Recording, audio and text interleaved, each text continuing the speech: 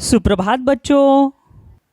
आज हम देखेंगे 11वीं कविता वीरों को प्रणाम। बहुत ही सुंदर ऐसी ये कविता है। तो सभी बच्चों को मैं गुजारिश करूंगा कि आप अपनी किताब खोल कर बैठिए और सुनिए। कवि रमेश जी दीक्षित द्वारा लिखी गई कविता वीरों को प्रणाम। देश की मिट्टी का कण कण है जिन्हें प्राण से प्यारा। देश की मिट्टी का कण कण है जिन्हें प्राण से प्यारा। प्रणाम ऐसे वीरों को सौ सौ बार हमारा। प्रणाम ऐसे वीरों को सौ सौ बार हमारा। यह ऐसी धरती है जहाँ पर गंगा जमुना बहती।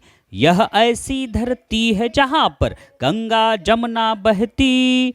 देश पर मर मिटने की हरदम धून सी रहती। देश पर मर मिटने की हरदम धून सी रहती। वीरों के बलिदान से चमका हिंद वतन का तारा।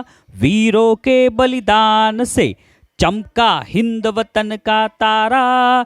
नमस्कार ऐसे वीरों को सौ सौ बार हमारा। नमस्कार ऐसे वीरों को सौ सौ बार हमारा। यह आज़ादी नहीं मिली है हमें किसी के भीख में। यह आज़ादी नहीं मिली है हमें किसी से भीख में। सीखा हम लोगों ने कुछ तो प्राणार्पण की सीख में। सीखा हम लोगों ने कुछ तो प्राणार्पण की सीख में। देश की मिट्टी का कण कण है जिन्हें प्राण से प्यारा। देश की मिट्टी का कण कण है जिन्हें प्राण से प्यारा। प्रणाम ऐसे वीरों को सौ सौ बार हमारा। प्रणाम ऐसे वीरों को सौ सौ बार हमारा। प्रणाम ऐसे वीरों को सौ सौ बार हमारा। प्रणाम ऐसे वीरों को सौ सौ बार हमारा। धन्यवाद बच्चों। आप सभी ने बहुत ही अच्छी तरह से ये कविता सुनी और मेरे साथ भी आपने कुछ बच्चों ने साथ में कविता गा रहे थे। तो मेरी आप सभी से गुजारिश है कि रमेश जी दीक्षित द्वारा लिखी गई ये जो कविता है वीरों को प्रणाम, आप सब लोगों ने बच्चों ने मुखोद्गत करना चाहिए। चलो पढ़ो आगे। पंक्तियों को क्रम से लगाओ और पढ़ो। अभी क्रम से लगाना है हमें। 1 2 3 4 ये 4 हमें वाक्य दिए हैं। तो इसमें से सबसे पहला कौन सा आ जाएगा? अरे 1 2 3 4 4 नंबर का पहला आ जाएगा। देश की मिट्टी का कण कण है। ये 4 नंबर का पहला आ जाने के बाद कौन सा आ जाएगा? नंबर 2, देश की मिट्टी का कण कण है जिन्हें प्राण से प्यारा। और उसके बाद क्या आएगा? बाद में सीखा हम लोगों ने कुछ तो प्राणार्पण की सीख में। बराबर है। 1 नंबर को ये वाक्य, 2 नंबर को ये, 3 नंबर को ये और 4 नंबर को ये वाक्य आ जाएगा। एक सवाल आया है, कृति पूर्ण करो। हमारे देश की धरती ऐसी है। तो कैसी है हमारे देश की धरती? हमारी देश की धरती ऐसी है जहाँ पर गंगा जमुना बहती है। मतलब यहाँ पर क्या लिखना है? हमारे देश की धरती ऐसी है जहाँ पर गंगा जमुना बहती है। और क्या है? ये भी लिखना पड़ेगा, देश पर मर मिटने की हरदम धुन सी रहती है। और दूसरा, हमारे देश की धरती ऐसी है, वीरों के बलिदान से हमारे देश का है चमका हिंद वतन का तारा। तो ये ही भी यहाँ लिख सकते हैं। अगला सवाल क्या है? पद्यांश की पंक्तियों को सही क्रम में लिखो। नंबर 1, प्रणाम ऐसे वीरों को जिन्हें प्राण से प्यारा। 100 बार हमारा। देश की मिट्टी का कन कन है। ये 4 नंबर का जो वाक्य है तो इधर आ जाएगा, तो यहां लिखना पड़ेगा देश की मिट्टी का कन कन है। उसके बाद नंबर 2 का जिन्हें प्राण से प्यारा। उसके बाद नंबर 1 का नंबर 3 में प्रणाम ऐसे वीरों को। और 3 नंबर का 4 नंबर 100 बार हमारा। समझ में आया? तो ये आपको भरना है। चलो बच्चों, अभी जो कठिन शब्दार्थ है उसे मैं आपको बताता हूं, आप उसे मुखोद्गत कर दीजिए। प्रणाम, प्रणाम यानी नमन। 100 बार मतलब अनेक बार। जमुना, जमुना मतलब कौन सी नदी? यमुना नदी। धुन, धुन मतलब लगन या किसी काम में लगे रहना, इसका मतलब है धुन।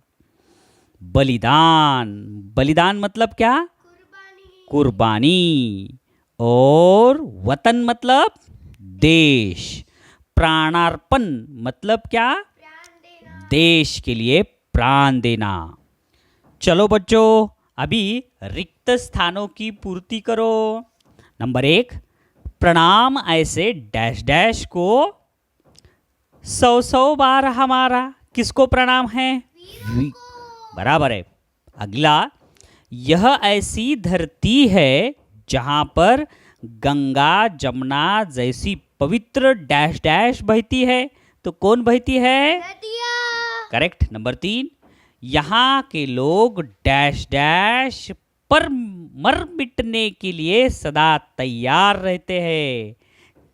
देश का किस पे मर मिटने के लिए? देश पर। चौथा है, वीरों के बलिदान में ही हमारे भारत देश का डैश डैश चमका है। तारा। समझ में आ गया? अगला, यह डैश डैश हमें किसी से भीख में नहीं मिली। तो हमें किसी से भीख में क्या नहीं मिली? आजादी। आजादी। छठा, उन्हें देश की मिट्टी का प्रत्येक कण में कण अपने डैश डैश से भी अधिक प्यारा है। तो किससे अधिक प्यारा है? अपने प्राणों से अधिक प्यारा है। तो यही सवाल है, प्राणों से भी अधिक प्यारा क्या है? देश की मिट्टी का कण कण प्राणों से भी अधिक प्यारा है। दूसरा सवाल, गंगा जमुना नदियाँ कहाँ बहती है? तो गंगा जमुना नदियाँ भारत में बहती है। भारत के लोग किसके लिए हरदम तैयार रहते हैं? तो भारत के लोग देश पर मर मिटने के लिए हरदम तैयार रहते हैं। किसके बलिदान से भारत देश का तारा चमका है? किसके बलिदान से? फिर वीरों के बलिदान से भारत देश का तारा चमका है। यह आजादी हमें किस में नहीं मिली है? तो यह आजादी हमें किसी से भीख में नहीं मिली है, हमारे भारत देश के नागरिकों के बलिदान से मिली है। बहुत ही आसान। अभी समानार्थी शब्द लिखो और मुखोद्गत कर लो। शिक्षा का मतलब क्या है? सीख। स्वतंत्रता का मतलब आजादी। बहादुर यानी वीर। प्रणाम यानी नमन। पृथ्वी यानी धरती। देश यानी वतन।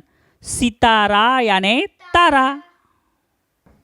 चलो अभी बच्चों झट से विरुद्धार्थी शब्द लिखो और पाठ भी करो। कायर मतलब कायर या मतलब घबराने वाला, उसका विरुद्धार्थी है वीर। जीना मरना, उसका विरुद्धार्थी देश विदेश। गुलामी आजादी। अगला सवाल है, पद्यांश में आए संयुक्त अक्षर लिखो। तो संयुक्त अक्षर मतलब क्या रे? जो अभी मिट्टी, ये संयुक्त अक्षर है। जिन्हें, अभी न की पाई गायब है तो ये जुड़े हुए हैं, इसलिए इसे बोलते हैं संयुक्ताक्षर। बाद में संयुक्ताक्षर कौन है यहाँ पे? प्यारा।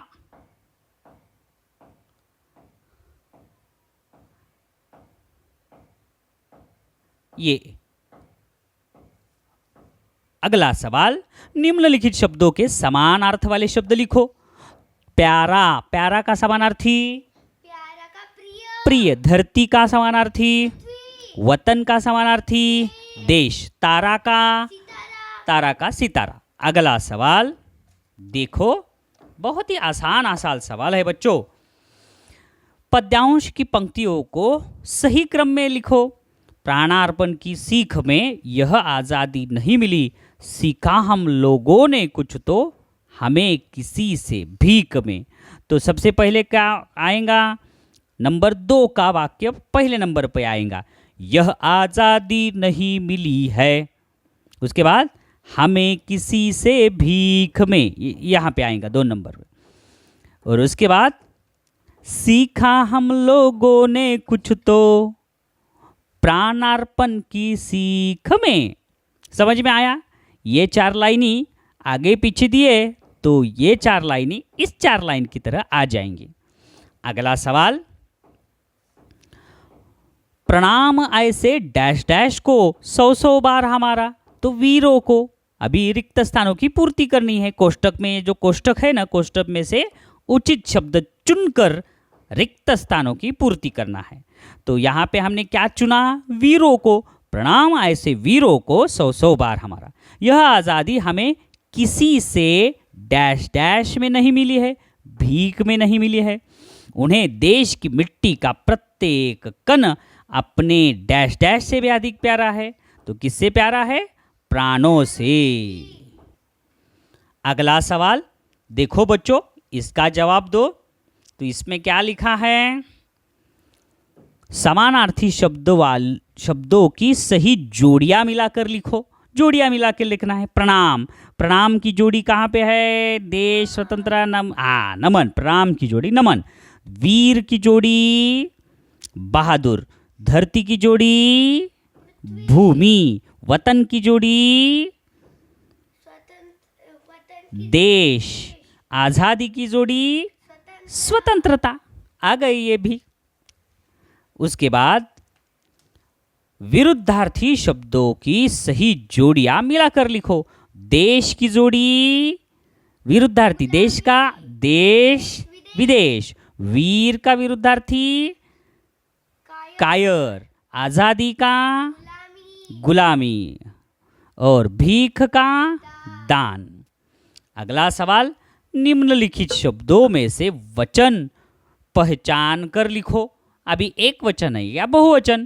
तारा, तो ये एक वचन। वीरो बहुवचन।